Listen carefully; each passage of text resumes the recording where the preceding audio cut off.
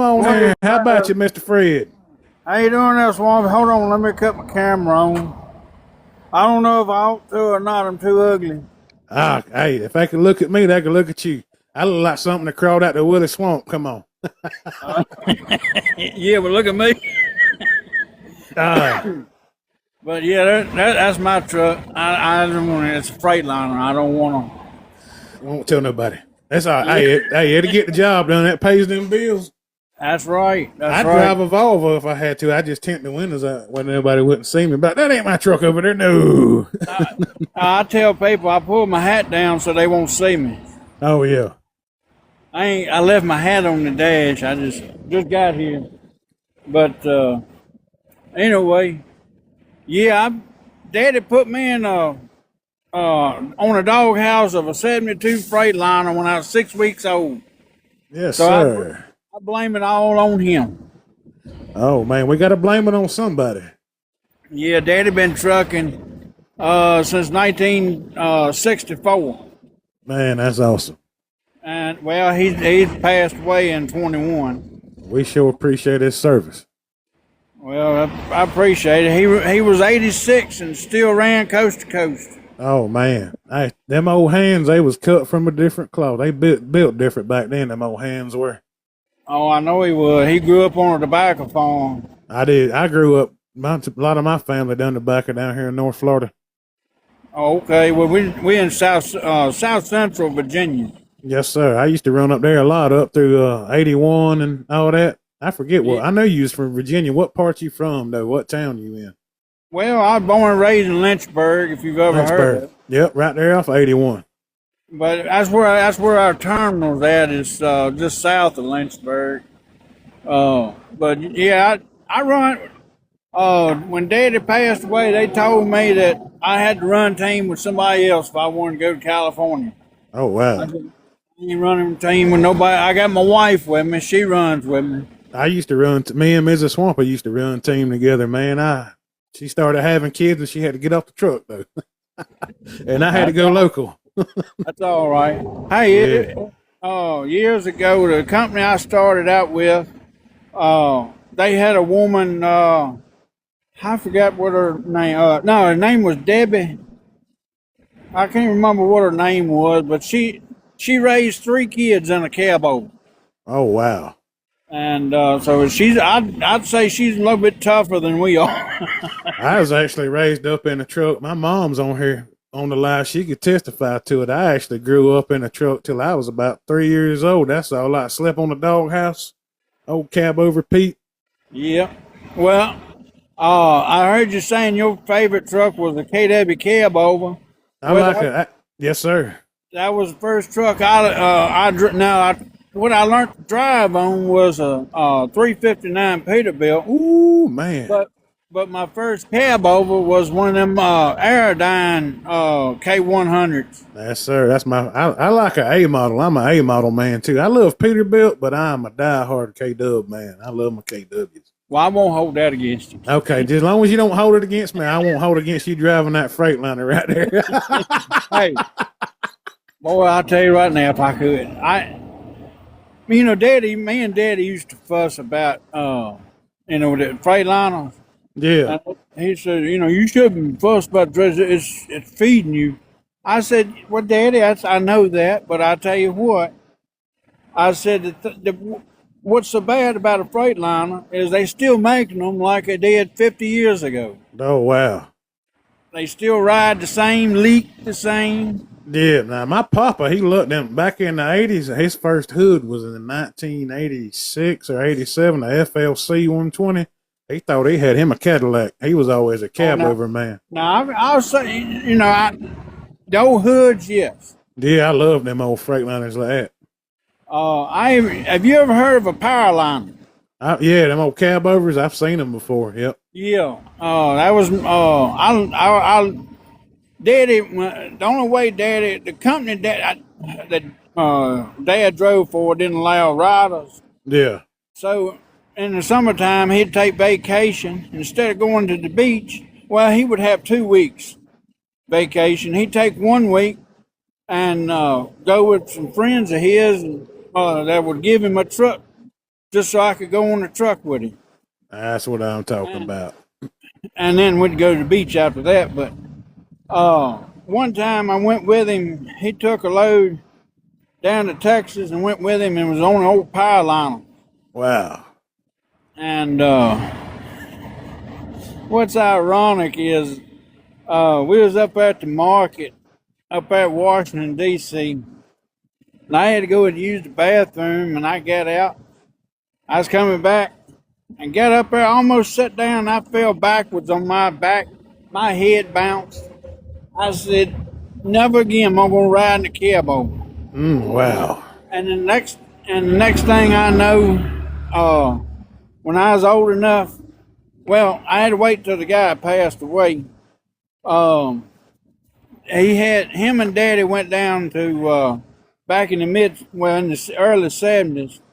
One of Daddy's best friends, they went down to Peterbilt in Nashville and picked up a brand new truck, cab over, and they both went to El Paso and picked up two brand spanking new utility reefers. Oh man. He said he paid $14,500 for it. Wow. Brand new. So anyway, and that was a large car back then too. That was that was a large car. Come on.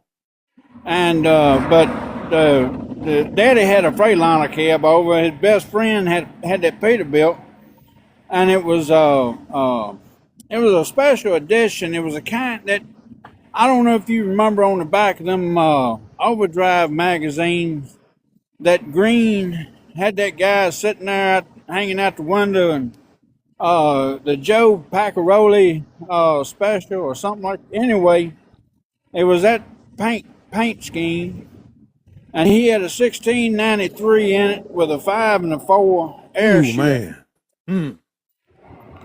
And he kept that truck. And he said it had originally had a 13, but he put the 5 and the 4 in it because he kept getting passed by them Greyhound buses. Wow. And so Greyhound used to roll back in the day. I've had them blow my doors off. Yeah. And so they said it. Oh gosh, what was his name? Lord of mercy, it's on the end of my tongue. Anyway, they said he wouldn't keep the truck under 100. Oh wow. But I was lucky enough to get that truck after it passed away. His daughter had it, and I said, well, I was going to restore it, and I kept it almost 10 years. Man, every time I had the money, I didn't have the time. And when I had the time, I didn't have the money. Mm-hmm. And story of my life. I had to get rid of it. Oh man. And so, but now the guy I know where it's at, but the guy that took it, he ain't doing justice for it. So I wish I could get it back. But anyway. How's you, man? I'm glad to see you got baptized. Welcome to the family. Yeah, amen, brother. Hey, that's I was talking with my mom about it because it used to be Pulpwood Mafia. That's why you're seeing at Pulpwood Productions. I don't feel right being a Christian and using the word mafia in my, you know what I mean? Because I'm trying to live for the Lord now. You know what I mean, driver? Well, I used to have a Facebook page. It was a group. I called it Christian Outlaws. And, well, I mean, if you think about it, Jesus was an outlaw. Amen. Amen. So, and he traveled everywhere he went. Yes, sir. Just like we do. Yep. But the thing about being a truck driver, I tell you what would make this industry a whole lot better. If we had more Christian truck drivers out here passing Amen. Away. I agree with you, 100%.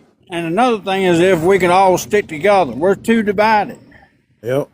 And see, that's a good thing about, like I was talking to Mr. Jerry about a while ago, this whole thing with this is a good thing we got going, this platform with social media and all these old hands because ain't nobody going to stick together like the old school truck drivers will, man. We a different breed. Oh, I know it. We can get a lot done, man. The power of positivity goes a long way, man. That's what trucking industry needs is positivity and Jesus Christ in it, his Lord in it. Well, this country needs Jesus Christ. Amen to that too. We're too divided. That's right.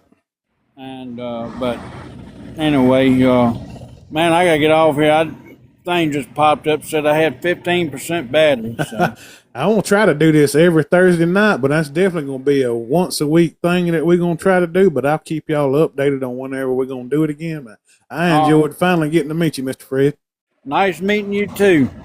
Of course, I already know about you because I've seen so much of your videos and everything. I just now don't get me wrong. You know, a lot of people's like, well, you need to like me, man. You know.